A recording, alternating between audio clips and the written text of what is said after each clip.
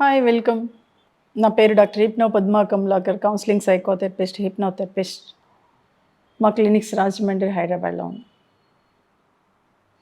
ఈ రోజుల్లో అంటే ఎక్కడ చూసినా చాలా అంటే తక్కువే కానీ ఎక్కువగా వినిపించే మాట, ఎక్కువగా కనిపించే మాట, భార్యలు వివాహం తర్వాత ఎక్కువ అక్రమ సంబంధాలు పెట్టుకుంటున్నారు అని నేను అబ్జర్వ్ చేసి ఎక్కడో అంటే ఒక కోటి కూడా కాదు, 1,000,000 దాటిపోతుందేమో, అందులో ఒక్కళ్ళు కనిపిస్తారేమో.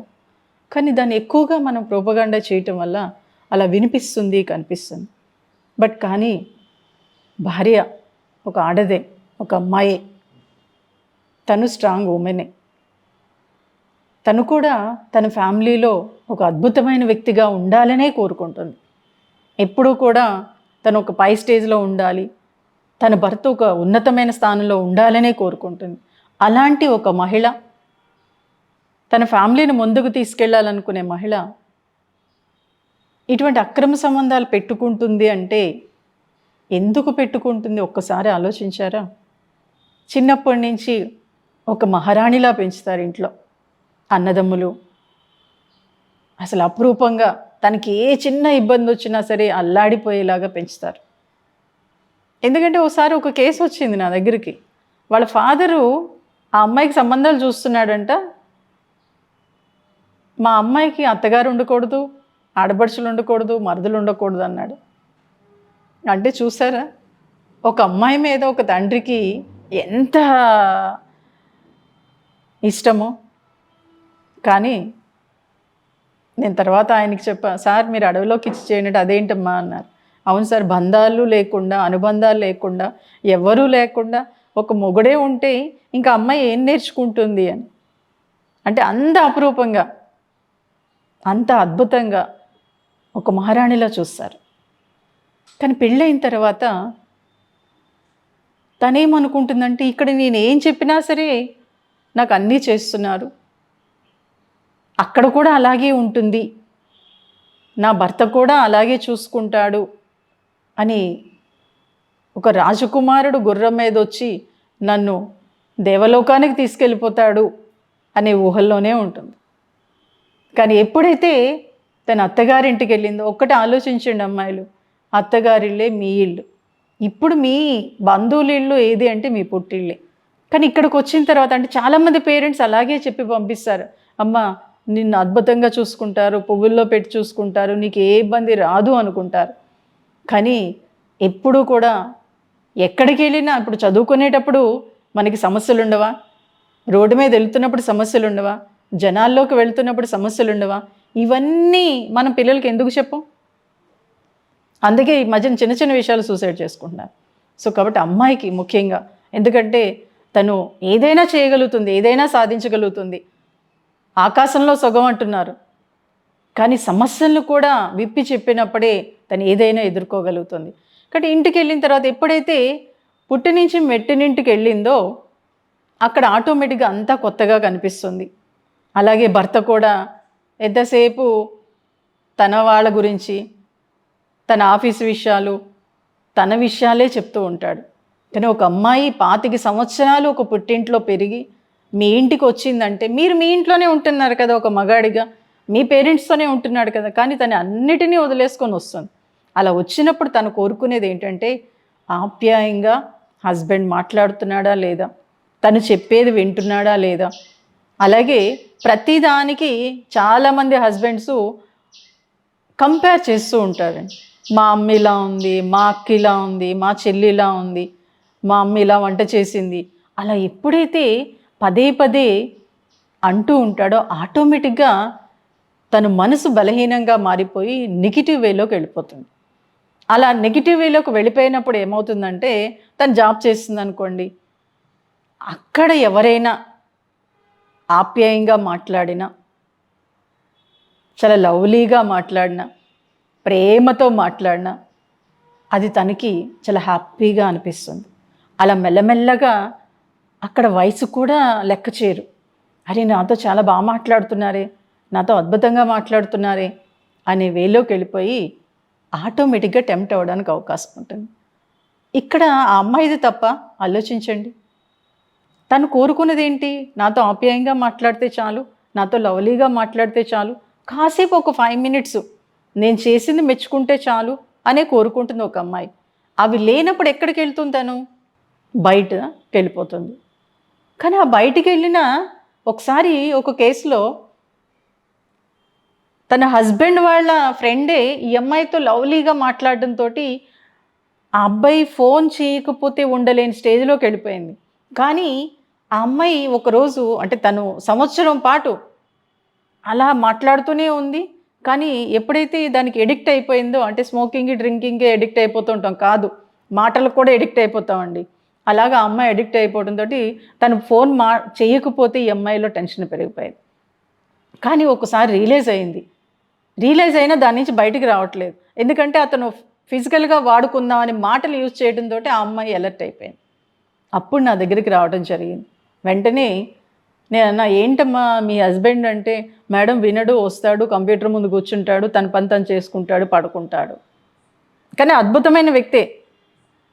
తర్వాత నేనన్నా, "మీ హస్బెండ్ రమ్మనంటే," "అమ్మో వద్దు మేడం గొడవలు అయిపోతాయంటే," "ఏం పర్లేదమ్మా ఒకసారి రమ్మనండి." నేను క్యాజువల్గా మాట్లాడుతూ, "సార్ మీరేంటి ఇది అడిగినప్పుడు," "అది చాలా తప్పు సార్. కనీసం భార్య తన ఇంట్లో ఉండగా అందరూ తన మాట వినేవారు. ఇప్పుడు మీరు కనీసం ఒక 5 నిమిషాలు కూర్చొని మాట్లాడితే ఏమైపోతుందంటే," "నాకు ఫస్ట్ నుంచి అలవాటు లేదు మేడం" అన్నాడు. నిజమే, అతను చెప్పింది కరెక్టే. ఎందుకంటే వాళ్ళ ఇంట్లో అసలు ఎవరు కూర్చొని మాట్లాడుకోవటం అనేది ఉండేది కాదు. ఎప్పుడైతే అలా లేదో భార్యతో కూడా కూర్చొని మాట్లాడుకోవడం అనేది అలవాటు లేదు అతనికి. కానీ ఒకటి సార్, ఇప్పుడు మీరు భార్యాభర్తల బంధంలోకి వచ్చారు, మీ పిల్లలు పెద్దవాళ్ళు అవుతున్నారు, మీరిద్దరూ హ్యాపీగా ఉంటేనే కదా ముందుకెళ్ళగలుగుతారు. ప్లస్ ఇప్పుడు అమ్మాయి అతనికి టెంప్ట్ అయిపోయి తప్పు చేసిందనుకోండి, మీ ఫ్యామిలీ మొత్తం కొలాప్స్ అయిపోతుంది అనగానే అతను ఉలిక్కిపడ్డాడు. "ఏంటి మేడం" అంటే, "ఎస్ కరెక్ట్." అంటే తర్వాత ఇప్పుడు ఆ అమ్మాయి తప్పు కాదు, మీదే తప్పు అనగానే అతను మారడానికి 6 నెలలు పట్టిందండి. ఈ అమ్మాయి మారడానికి కాదు, అతను మారడానికి. అంటే మనం చిన్నప్పటి నుంచి పెంచే విధానం, అబ్బాయి ఇలా ఉండాలి, అమ్మాయి ఇలా ఉండాలని చెప్పటంతోటి పెళ్ళయిన తర్వాత ఎలా ఉండాలో అర్థం కాక అయోమయంలోకి వెళ్ళిపోతుంటారు భార్యాభర్తలు. అలా అయోమయంలోకి వెళ్ళిపోయినప్పుడు ఒకళ్ళ మాటలు ఒకళ్ళు వినకపోవటం, అసలు భార్యాభర్తలు ఎలా ఉంటే బాగుంటుంది, వాళ్ళు ఎలా ఎక్స్‌ప్రెస్ చేసుకుంటే బాగుంటుంది, వాళ్ళు ఎలా ఫిజికల్‌గా ఉంటే బాగుంటుందని తెలియకపోవటం వల్లే ఇటువంటి అక్రమ సంబంధాలకు వెళ్ళిపోతున్నాం. అదే ఒక భర్త లేదా ఆ కుటుంబ వ్యక్తులు ఫస్ట్, ఎందుకంటే పుట్టిన వెంటనే బిడ్డ పెద్దవాడు అయిపోడు కదండి. పుట్టిన వెంటనే బిడ్డ తినడు కదా. అలాగే ఒక ఇంటి నుంచి మీ ఇంటికి వచ్చిందంటే ఆ అమ్మాయి మారడానికి కొంత స్పేస్ ఇవ్వండి. ఎప్పుడైతే తన ఆలోచనలు, అభిప్రాయాలు మెల్లమెల్లగా మీకు అనుకూలంగా తను అడ్జస్ట్ అవ్వడానికి ట్రై చేసిందో తను అద్భుతంగా ఉండడానికి అవకాశం ఉంటుంది. సో కాబట్టి అక్రమ సంబంధాలకు వెళ్ళిపోతున్నారు, బయట వాళ్ళతో తిరిగేస్తున్నారు అనుకుంటారు. ఇక్కడ నేను ఇంకొక విషయం చెప్తాను. ఒకసారి ఒక అమ్మాయి చాలా స్ట్రెస్‌తో వచ్చింది. పాపం పెళ్ళైన అమ్మాయే, తను హాస్టల్‌లో ఉండి చదువుకుంటుంది. హాస్టల్‌లో ఉండి చదువుకుండటంతోటి ప్రతిరోజు దూరం వెళ్ళాలి అంటే ఆటో బుక్ చేసుకోవాలి, క్యాబ్ బుక్ చేసుకోవాలి. కానీ డబ్బులు ఎక్కువైపోతున్నాయని ఏం చేసిందంటే, చుట్టుపక్కల వాళ్ళందరూ, వాళ్ళ హాస్టల్ వార్డెన్ కానీ, వాళ్ళ చుట్టుపక్కల ఉండే ఆ రూమ్స్‌లో ఉండే పక్కల వాళ్ళందరూ కూడా, ఈ అమ్మాయితో రోజు ఒక మగాడితో వస్తుంది అని వాళ్ళ హస్బెండ్‌కి ఫోన్ చేసి చెప్పారు. దాంతో ఈ అమ్మాయి స్టన్ అయిపోయింది, డిప్రెషన్‌లోకి వెళ్ళిపోయింది. అసలు నేను చదవను, బాగా చదివే అమ్మాయి, నేను చదవను, నేను వచ్చేస్తాను ఇంటికంటే. అప్పుడు నేను అబ్జర్వ్ చేసినప్పుడు, అరే ఎందుకు ఇలా చెప్పారు అని అనుకోగానే ఆటోమేటిక్గా అక్కడ నిజంగా మనం చూసింది, విన్నది ఒక్కోసారి రాంగ్ అవుతుంది అనుకుంటే ఇదేనండి. ఏంటంటే ఆ అమ్మాయి ఆటోకి, క్యాబ్‌కి డబ్బులు ఎక్కువైపోతున్నాయని చెప్పి ర్యాపిడో బుక్ చేసుకునేది. అలా ర్యాపిడో బుక్ చేసుకోవటం వల్ల ఆ రోజు ఒక బైక్ మీద వచ్చేటప్పటికి చూసేవాళ్ళందరికీ ఏంటంటే, ఈ అమ్మాయి రోజు ఎవరితోనో వస్తుంది, రోజుకొకరితో వస్తుంది అనే వేలోకి వెళ్ళిపోయారు. చూసారా మనం చూసే దృష్టికోణం ఎంత రాంగో. సో కాబట్టి ఈ మధ్యన బ్రదర్‌తో బయటికెళ్ళినా కానీ ఎవరితోనే తిరిగి వచ్చేస్తుంది అనే వేలోకి వెళ్ళిపోయింది ఈ సమాజం. ఒక అమ్మాయి తప్పు చేయాలంటే ఒక క్షణం పట్టదండి. కానీ తను ఈ సమాజానికి అనుకూలంగా, ఒక ఫ్యామిలీకి అనుకూలంగా ఉండాలనే అనుకుంటుంది 99% ఆడవారు. తను తప్పటడుగు వేసిందంటే దానికి కారణాలేంటో అబ్జర్వ్ చేయండి. అంతే తప్పించి తప్పుడు ప్రోపగండా చేసుకుంటూ ఆ అమ్మాయిని ఇంకా స్ట్రెస్లోకి దింపొద్దు దయచేసి. తను ఎందుకు అలా వెళ్ళింది, తన ఫ్యామిలీ ఎలా ఉంది, తను ఇంట్లో వ్యక్తులు తనతో ఎలా ప్రవర్తిస్తున్నారనేది ఇంట్లో వ్యక్తులు కూడా, అంటే తల్లిదండ్రులు కూడా చాలామంది ఏం చేస్తారంటే, నువ్వు పడు, నువ్వు ఉండు అనే వేలో అసలు అమ్మాయి చెప్పేది వినరు. ఎప్పుడైతే అలా వినకపోవటం వల్ల ఈ అమ్మాయి ఎవరితో చెప్పుకుంటుంది? కాబట్టి మగవాడు ఏంటంటే 99% మగవాళ్ళు అవకాశం కోసం చూస్తారు. ఇంట్లో భార్యతో సరిగ్గా మాట్లాడరు, కానీ బయట ఆడవాళ్ళతో చాలా అద్భుతంగా అమోఘంగా మాట్లాడేస్తారు. సో అక్కడ టెంప్ట్ అవ్వడానికి అవకాశం ఉంటుంది. సో కాబట్టి తను తప్పు చేస్తుందా అనేది ఎట్టి పరిస్థితిలో చూడొద్దు. తన ఆలోచనలు ఏంటి, తన చుట్టూ ఉండే అట్మాస్ఫియర్ ఎలా ఉందనేది మీరు పరిశీలించుకొని, తను మీకు ఫ్రెండ్ అయితే తనకి మంచిగా చెప్పడానికి, లేదా తను చెప్పే మీరు వినడానికి ట్రై చేయండి. ఆ టైంలో కూడా చెప్పొద్దు, కాస్త పక్కన కూర్చోండి అంతే. అలా కూర్చున్నప్పుడు తనలో ఉన్న ఫీలింగ్స్ని మీకు ఎక్స్ప్రెస్ చేయగలుగుతుంది. అలాగే ఒక మగాడిగా, ఒక మొగుడుగా, ప్లస్ మీ ఇంట్లో మీ అమ్మా నాన్న లేకపోతే మీ అక్క చెల్లెలు పెరిగినట్టు ఆ అమ్మాయి పెరగలేదు. ఆ అమ్మాయి వేరే ఇంట్లో పెరిగింది. కాబట్టి మీ అక్క చెల్లెలు ఉన్నట్లు ఆ అమ్మాయి ఉండదు, ఆ అమ్మాయి ఉన్నట్లు మీ అక్క చెల్లెళ్ళు ఉండరు. సో కాబట్టి మీరు ఎంత ప్రేమగా, ఎంత ఫ్రీగా మీ భార్యతో ఉంటే, అలాగే తన భావాల్ని అర్థం చేసుకోవడానికి ప్రయత్నం చేయండి. ఎందుకంటే చాలామంది మగాళ్ళు భార్య చెప్పింది ఈ చెవితో వింటారు, ఈ చెవితో వదిలేస్తారు. అలాగే ప్రతిదానికి మా అమ్మ అలా అంత బాగా చేసేది వంట, మా అక్క ఇంత బాగా చేస్తుందంటే, తను మీ అక్క దగ్గర, మీ అమ్మ దగ్గర నేర్చుకోలేదండి. వాళ్ళ అమ్మ దగ్గర వాళ్ళ ఇంట్లో పెరిగింది తను. కాబట్టి నువ్వు ఇలా చేస్తే బాగుండేది, ఇలా ఉంటే బాగుండేది, లేదు నువ్వు ఇలా ఉంటే చాలా బాగున్నావు. ఎప్పుడైనా ఒక చిన్న, తను బాగా కర్రీ చేసింది అనుకోండి, మెచ్చుకుంటారా? బాగాలేకపోతే తిడతారు. కాబట్టి ఒక మెచ్చుకోలు, ఒక చిన్న మాట మీరు అని చూడండి, మిమ్మల్ని ఎత్తి మీద పెట్టుకొని చూస్తుంది. బట్ అప్పుడు తను బయటికి వెళ్ళకుండా తను పరిధిలోనే తను అద్భుతంగా ఉండగలుగుతుంది. సో కాబట్టి మీరు అనే మాట, చాలామంది మగవాళ్ళు ఏంటంటే చాలా భయంకరంగా మాట్లాడేస్తారండి. చూస్తే పాష్గా కనిపిస్తారు, క్లాస్గా కనిపిస్తారు, కానీ భార్య దగ్గరికి వచ్చేటప్పుడు చాలా వల్గర్గా మాట్లాడేస్తూ ఉంటారు. ఈ మాటలు తన్ని భయంకరంగా డిప్రెషన్లోకి తీసుకెళ్ళిపోతాయి. అలా డిప్రెషన్లోకి తీసుకెళ్ళిపోయినప్పుడే ఇటువంటి అక్రమ సంబంధాలు పెట్టుకోవడానికి ఛాన్సెస్ ఉంటాయి. అలా పెట్టుకోకుండా ఉండాలి అంటే ఇంట్లో వాళ్ళు ఎలా ఉన్నారు ఏంటి అనేది అబ్జర్వ్ చేసుకోండి. ఎప్పుడైతే మీరు అబ్జర్వ్ చేసుకున్నారో అప్పుడు ఆ మహిళ తన పిల్లల్నే కాదు, ఈ ప్రపంచాన్ని కూడా అద్భుతంగా తీర్చిదిద్దగలుగుతుంది. ఎందుకంటే ఈ రోజుల్లో మీరు అబ్జర్వ్ చేయండి, గొప్ప గొప్ప వ్యక్తులైన వాళ్ళందరూ, అటు శివాజీ దగ్గర నుంచి, రాముడి దగ్గర నుంచి అందరినీ చూస్తుంటే ఒక తల్లి పెంచటం వల్లే. కాబట్టి ఒక ఆడది అంత గొప్పది. సో ఆ ఆడదాన్ని అక్రమ సంబంధం వైపు వెళ్ళిందని పదే పదే అనద్దు.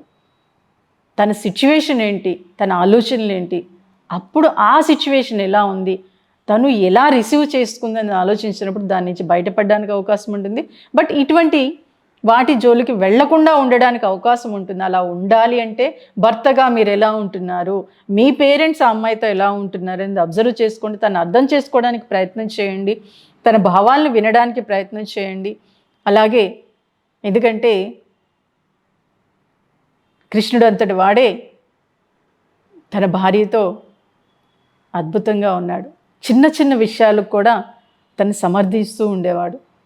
సో కాబట్టి మనం ఎంతండి, కాబట్టి మీరు కూడా కృష్ణుడు లాంటి వాడే. అలాగే మాట్లాడండి, లవ్లీగా మాట్లాడండి. ఒక చిన్న టచ్, ఒక చిన్న మెప్పుకోల మాటే మీ భార్యల్ని, ఆడవాళ్ళని ఇలా అక్రమ సంబంధాల వైపుకు వెళ్లకుండా చూస్తుంది. సో కాబట్టి మీరందరూ అలా ఆడవాళ్ళని ఎప్పుడూ కూడా సపోర్ట్ చేస్తూ వెళ్తూ ఉంటే వాళ్ళకు ఉన్నతమైన స్టేజ్ మీద ఉండటమే కాదు, ఈ సమాజాన్నే రక్షించే గొప్ప వ్యక్తులుగా మారడానికి అవకాశం ఉంటుంది. Thank you everybody.